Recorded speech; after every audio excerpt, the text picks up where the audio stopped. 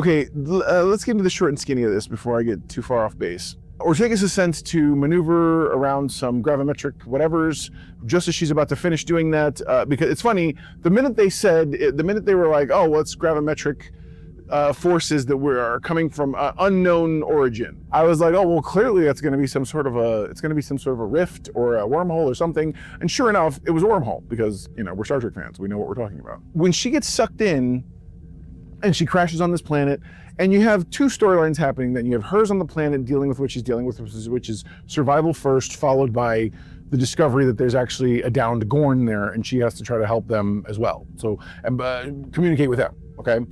But then you also have what's happening over on the ship, which is Uhura is very much trying to help locate and track down where Ortegas ended up, and she's trying to convince everybody. And you have everyone feeling very solemn and sorrowful about it.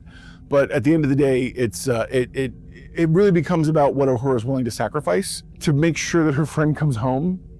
And I guess that becomes the less important storyline, because obviously the main storyline is Ortegas on the planet, and Ortegas on this planetoid where she crashes. She manages to make water, but then she ends up tracking this, she finds a shelter of some sort. The shelter is controlled by a Gorn, and the Gorn uses her as a bait to catch something, and then ultimately offers her food.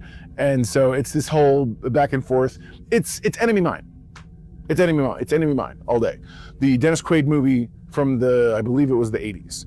Okay, and we've seen this story 1,000 times, whether it's Star Trek or anywhere else. We've seen the trope of the enemy who has to work together to survive some unsurmountable situation or whatever. So seeing that story rehashed in general, I was like, oh, yeah, well, maybe they'll do something original with it. Having it be the enemy she's had to deal with in her trauma, while not exactly a part of the trope, equally felt contrived.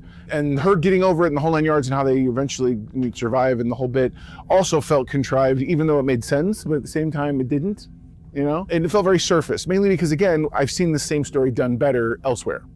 And even though it's considered a B movie, I think Enemy Mine is one of the best versions of this from a sci-fi standpoint, sci-fi position that you can imagine.